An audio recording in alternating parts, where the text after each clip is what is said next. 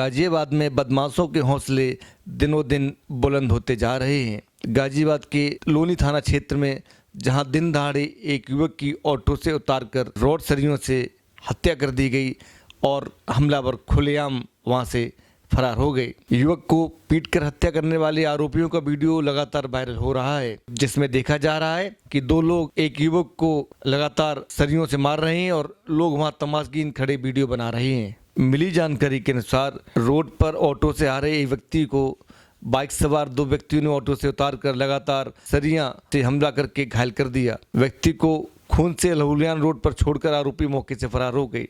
सूचना मिलते ही पुलिस ने घायल को पास के जीटीबी अस्पताल में भर्ती कराया, जहां उसकी उपचार के दौरान मौत हो गई। इस पूरे मामले पर पुलिस का कहना है कि गोविंद नाम के व्यक्ति ने अपने साथी के साथ मिलकर अजय पर हमला किया, जिससे उसकी उपचार के दौरान मौत हो गई है। एसपी देहात इरार राजा ने इस पूरे मामले में बताया कि वीडियो देखने के बाद दोनों हत्यारोपियों को गिरफ्तार कर लिया गया है। ग्रामीण क्षेत्र का एक वीडियो प्राप्त हुआ है जिसमें दो व्यक्ति एक व्यक्ति को मारते पीटते दिखाई दे रहे हैं।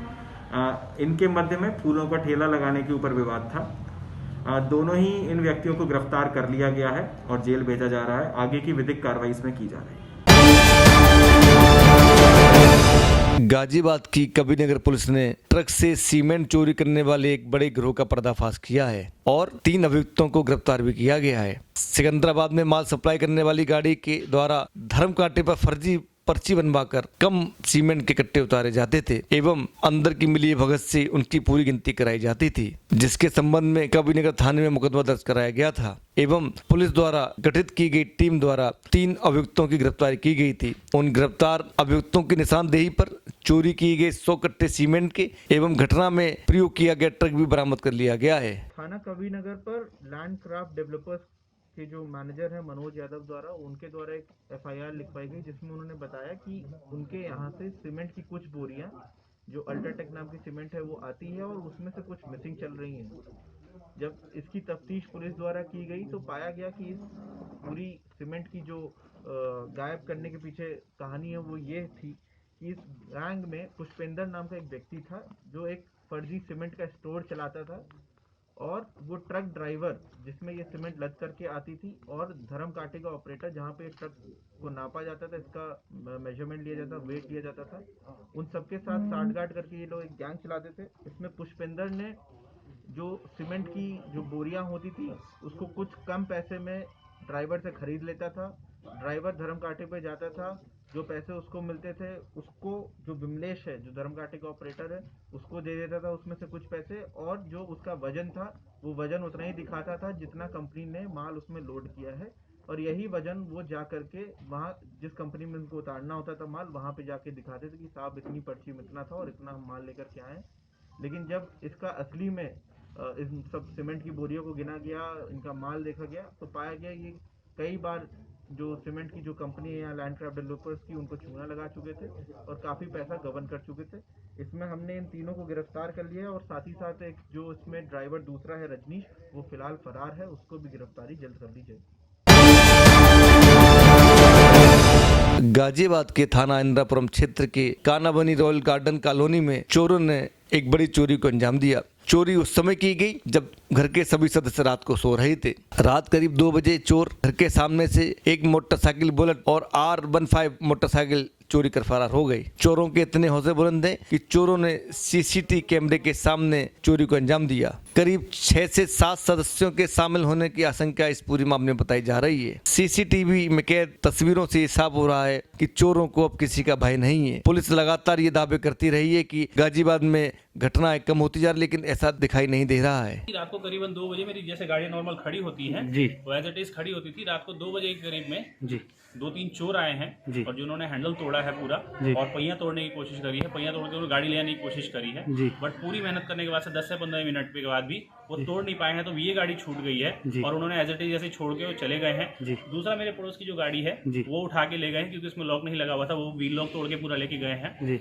तीसरी गाड़ी एक R15 है वो उठा के ले गए हैं। हमने 100 नंबर की कॉल करी है और हमने पास सीसीटीवी कैमरे लगे हुए हैं, उसका फुटेज हम 100 नंबर कॉल को देने वाले हैं। ये एक्चुअली यहाँ से बाइक चोरी हो गई है। मेरे घर के सामने मेरी बाइक खड़ी थी बुलेट, और यही कनावनी में हूँ मैं कनावनी में रॉयल गार्डन से हूँ और यही मेरे घर के सामने बाइक खड़ी थी।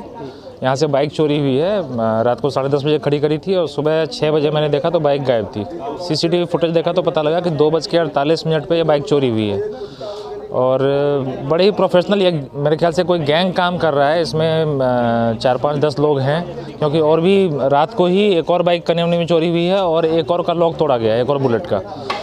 और बिल्कुल 2 मिनट के अंदर में इन्होंने बुलेट का लॉक तोड़ दिया और बाइक लुढ़काते हुए लेके चले गए। मुश्किल से 2 मिनट लगाए। तो प्रोफेशनल हैं ये लोग, पूरा गैंग काम कर रहे हैं यहाँ पे।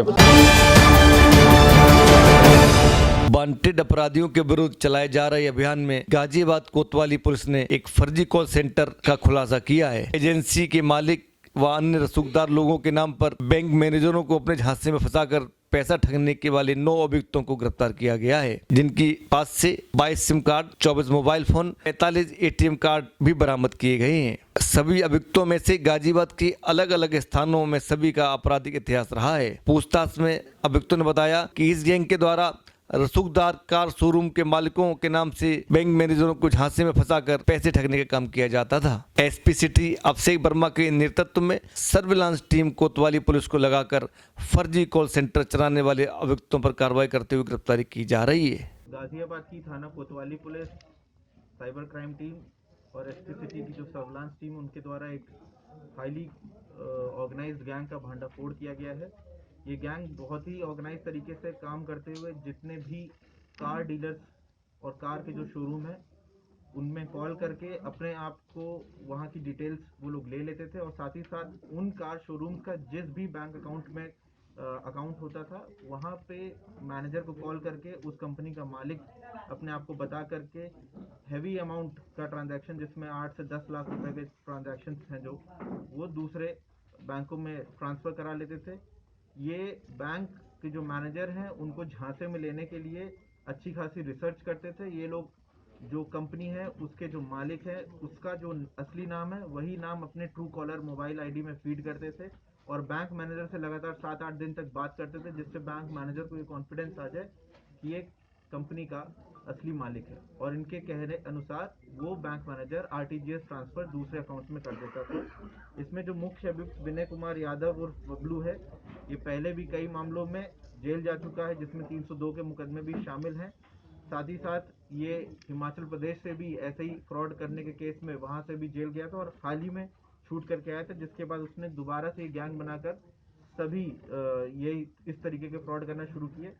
ये गैंग में जो मुख्य अभियुक्त एक तो विनय कुमार यादव है, साथ में पुनीत गौतम है जो सभी के अकाउंट्स लाता था, फर्जी आईडी प्रोवाइड करता था, और विशाल शर्मा वो लड़का है जो इन सभी अकाउंट्स में ट्रांजैक्शन करता था। तो जो हमारी साइबर क्राइम की टीम है उसने बहुत ही क्लासिफाइड और बहुत अच्छे तरीके से एक अच्छे गैंग का भांडाफोड़ किया है। इसमें हमारे पास रिकवरी में 4,40,500 रुपये हैं।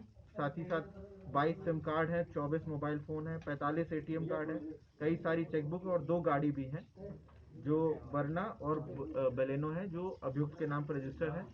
ये टीम ने बहुत अच्छे गैंग को खुलासा करते हुए जो इसके तार हैं उन सभी लिंकेजेस को हम अभी जोड़ रहे हैं और जो बाकी अभियुक्त हैं उनकी गिरफ्तारी भी जल्द करी जाएगी।